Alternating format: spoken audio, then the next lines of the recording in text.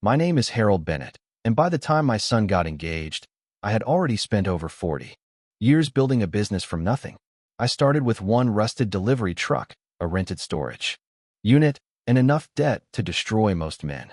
There were nights I slept inside warehouses because I couldn't afford both rent and payroll at the same time. My wife, Eleanor, stood beside me through all of it. She worked double shifts as a nurse while I hauled inventory across 3 states, and together we built Bennett Industrial Supply into one of the largest logistics companies in the region. But after Eleanor died from cancer 6 years ago, success stopped meaning much to me.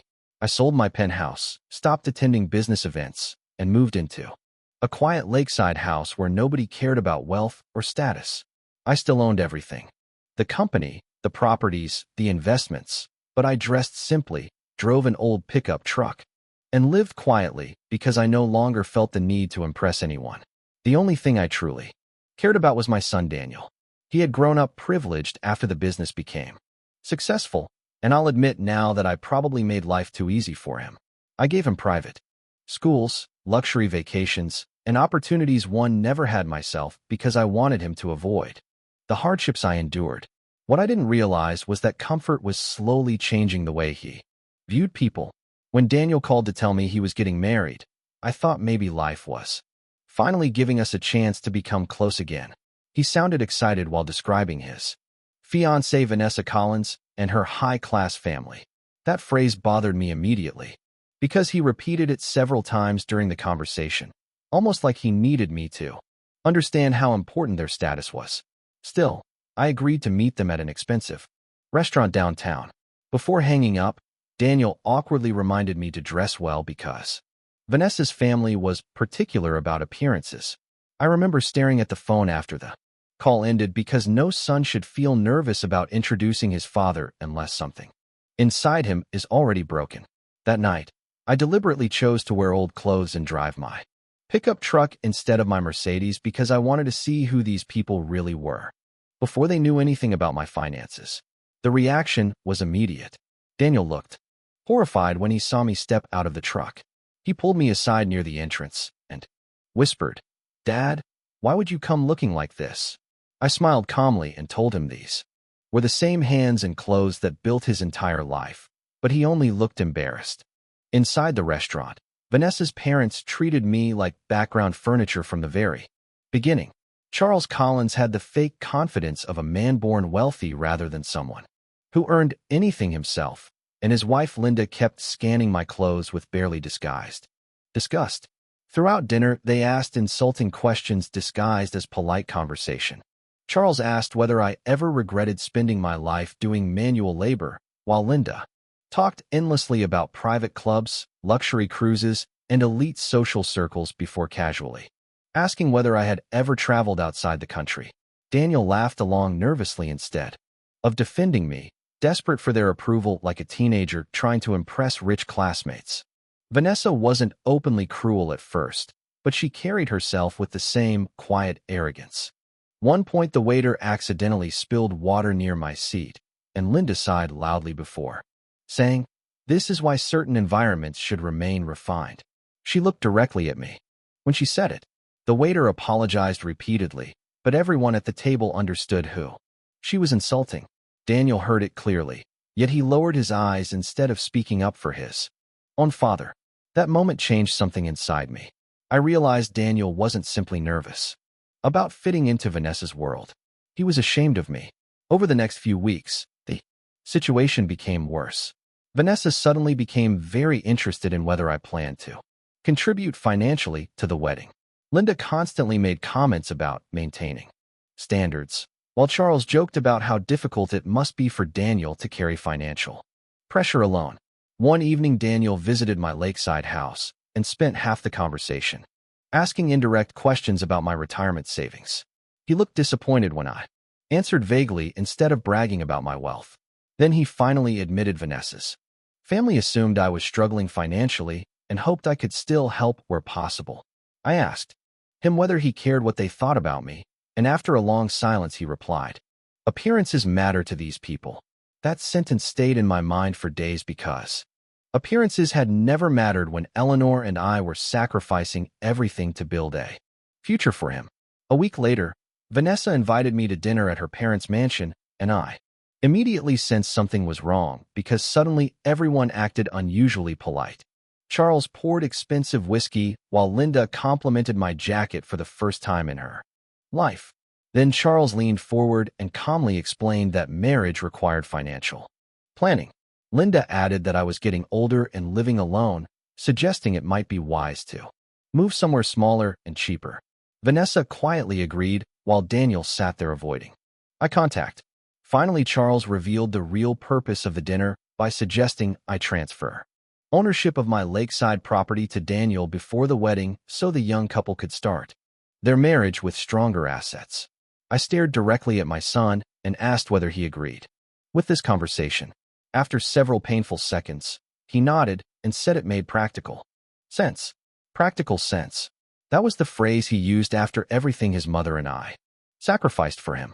2 days later, legal paperwork arrived at my home already prepared for the property transfer. They had actually assumed I would sign away my land because they believed I was weak, lonely, and financially desperate. That was the exact moment I decided none of them deserved another ounce of patience from me. On the day of the wedding, I arrived, wearing the same old suit they all hated. Guests whispered behind my back while Vanessa's wealthy relatives looked at me with open pity. During the reception, Charles gave a speech about marriage and family status, then publicly mocked me by saying one family brought sophistication while the other brought humility. The ballroom erupted with uncomfortable laughter, and the final knife in my chest came when Daniel laughed too. My own son laughed at me publicly to impress people who viewed him as nothing more than an investment opportunity. I stood slowly, reached into my pocket, and handed Daniel a thick envelope. The room became silent as he opened it. Inside were financial documents proving I owned Bennett Industrial Supply, multiple warehouses, commercial buildings, investment portfolios, and assets worth nearly $40 million. Vanessa grabbed the papers in shock, while Charles suddenly lost all confidence. Linda's face turned completely pale. Then I calmly explained that the majority of my fortune had already been transferred into a charitable foundation honoring Eleanor, meaning almost none of it would ever belong to Daniel. The same people who treated me like trash minutes earlier suddenly tried speaking respectfully, but it was too late. I looked directly at my son and told him the truth he needed to hear in front of everyone. I told him wealth never impressed me because I came from nothing, but character always mattered, and he failed the simplest test a man could face. When he believed his father was poor, he treated him with embarrassment instead of respect. Then I handed him one final letter written by Eleanor before her death. In that letter, she described every sacrifice we made to give him a better life and warned him never to judge people by money or status because arrogance destroys families from the inside. By the time he finished reading it, he was crying openly in front of hundreds of guests. I left the wedding without another word. 3 months later, Daniel arrived alone at my lakeside house looking thinner, exhausted, and completely broken. Vanessa had left him shortly after discovering most of the fortune was permanently inaccessible, and the Collins family disappeared the moment they realized there was no inheritance waiting for them. Daniel sat beside me on the porch for nearly an hour before finally admitting the truth. He said the worst part wasn't losing Vanessa. The worst part was realizing how quickly he stopped respecting the man who raised him simply because he thought that man was poor. I told him money doesn't change people. It reveals them. And unfortunately for him, the wedding revealed everyone's true face before it was too late. Daniel kept visiting after that day, though at first the silence between us felt heavier than conversation. He came every Sunday morning without warning, usually carrying coffee and looking unsure whether he should even step onto my porch. The first few visits were awkward, because guilt had replaced the arrogance he once carried so easily. I watched him carefully during those weeks because regret spoken too quickly means nothing. Real regret changes behavior slowly. One morning, he noticed the old wooden fence near the lake had collapsed during a storm, and without saying much, he spent 6 straight hours repairing it by hand. Another weekend, He cleaned the garage Eleanor used to organize before she died. He never asked for forgiveness directly. He simply kept showing up and working quietly, almost like he was trying to rebuild himself one task at a time. For the first time in years, I saw glimpses of the boy Eleanor and I raised before money and status poisoned his judgment. Then one evening, while we sat beside the lake watching the sunset, Daniel finally admitted something I had suspected for a long time. He confessed Vanessa's family had been pressuring him from the beginning because they believed he would eventually inherit everything I owned. According to him, Charles constantly compared family wealth and treated marriage like a business merger instead of a relationship. Vanessa slowly became obsessed with appearances too. Daniel admitted she once complained that my pickup truck being parked outside wedding venues would ruin the image they wanted people to see online. Hearing that didn't even anger me anymore because by then the truth felt obvious. What hurt more was Daniel confessing he knew those conversations were wrong but stayed quiet because he enjoyed being accepted into their wealthy social circle. He said he felt powerful standing beside people who looked down on ordinary families, and eventually he started doing the same thing himself without realizing it. That was the first truly honest thing he had said in years. A few weeks later, news spread publicly about the collapse of Charles Collins' investment firm. As it turned out, much of his wealth was built on debt, risky loans, and fake appearances designed to impress people. The luxury mansion was heavily mortgaged, several businesses were failing, and investors began pulling out money rapidly after financial investigations started. Suddenly, the same people who mocked humility were drowning behind closed doors. Daniel later told me Vanessa became cold and bitter almost overnight once financial pressure appeared because their relationship had always been built around image rather than loyalty. They argued constantly about money, status, and blame until finally she walked away entirely. What surprised Daniel most was how quickly the Collins family abandoned him after the wedding disaster. The people he sacrificed, his dignity disappeared the moment they realized he was no longer useful. One afternoon, Daniel asked me a question I never expected to hear from him. He asked whether I would have revealed my fortune at the wedding if he had defended me earlier. I answered honestly, no. If he had stood beside me while believing I was poor, none of that public humiliation would have happened. I would have quietly blessed the marriage, protected him financially, and respected the man he became. The money was never the test. Character was. He nodded slowly because deep down he already knew that answer before asking. Months passed, and gradually our relationship improved, though not perfectly. Some damage never fully disappears between parent and child once respect is broken. But Daniel changed in ways I could see clearly. He stopped chasing luxury. He sold expensive watches, canceled memberships at clubs he could no longer afford, and eventually took a management position at one of my smaller warehouses under a false last name because he wanted employees to judge him fairly rather than treat him like the owner's son. I allowed it because struggle teaches lessons comfort never can. The first months were brutal for him. Workers complained directly to his face. Supervisors criticized his mistakes without hesitation.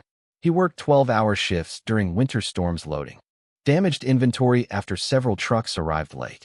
But slowly he earned respect honestly, instead of borrowing it through status.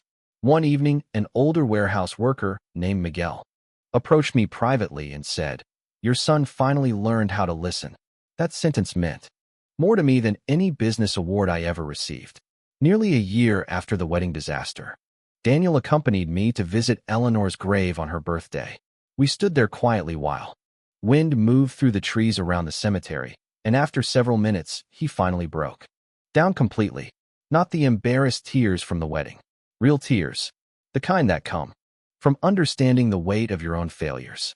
He apologized to his mother out loud for becoming selfish, arrogant, and weak when she spent her entire life teaching him better values. I placed my hand on his shoulder and realized something important in that moment. Revenge may expose people, but consequences are what transform them. Public humiliation at the wedding shattered Daniel's illusion about himself, but the difficult months afterward forced him to become someone different. As we walked back toward the car, he looked at me and quietly said, I spent years trying to impress people who would never sacrifice anything for me, while ignoring the man who sacrificed everything. I told him most people learn that lesson too late, if they learn it at all. Before driving away, Daniel glanced back at Eleanor's grave one last time and promised he would spend the rest of his life becoming someone worthy of carrying our family name again. And for the first time in many years, I believed him. Over the following year, Daniel continued rebuilding his life piece by piece, and I made sure not to make the process easy for him, because easy redemption usually creates temporary change instead of permanent character. He kept working at the warehouse under strict supervision, arriving before sunrise and leaving long after dark like every other employee. Many workers still